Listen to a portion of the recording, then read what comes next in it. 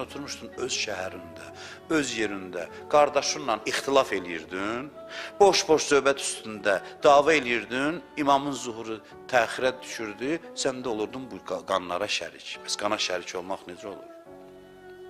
Sən oturmuşdun, bilmirdin nəyin davasını aparırsan, neyinirsən? Şərt qoyub İmam Zaman. İctima'in minəl qulub və salam. Əsas səbəb budur. Möminlərin qəlbinin bir-birinə mehribanlığı.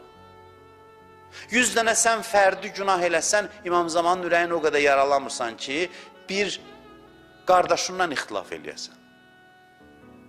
Heç nə bu qədər deyil. Çünki mövzunu bu həll eləyir. Mövzunu bu həll eləyir. Zuhur mövzusu buna bağlıdır. Bu həll olsa düzələcək. Bir alimdən eşitmişdim, tükün biz deyandı. Dedi, Ramazan ayının günorta vaxtında şərabı başva çəkib içməkdən daha ağır günah ixtilaf eləməkdir.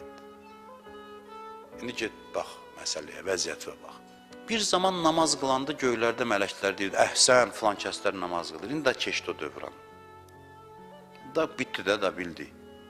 İndi yox. İndi deyirlər, gəl bura görüm namaz qılan, gəl bura görüm.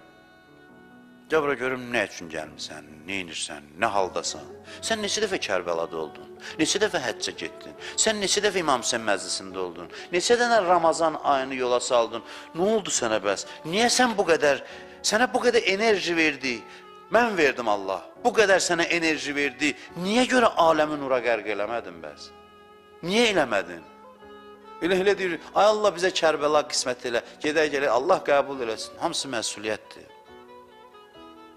Hamısı məsuliyyətdir. Allah deyib, bu qədər mən sənə enerji verdim. Sən gərək aləmi işıqlandırardın, nura qərq eləyərdin. Niyə eləmədin? Suallar budur, bax. İndiki zamanın suallarıdır. Dönə-dönə üzr istəyirəm. Allah qonağıdır məni dinləyənlər. Elə bilməsinlər mən xətirlərinə dəyirəm, amma bəsdir dahi.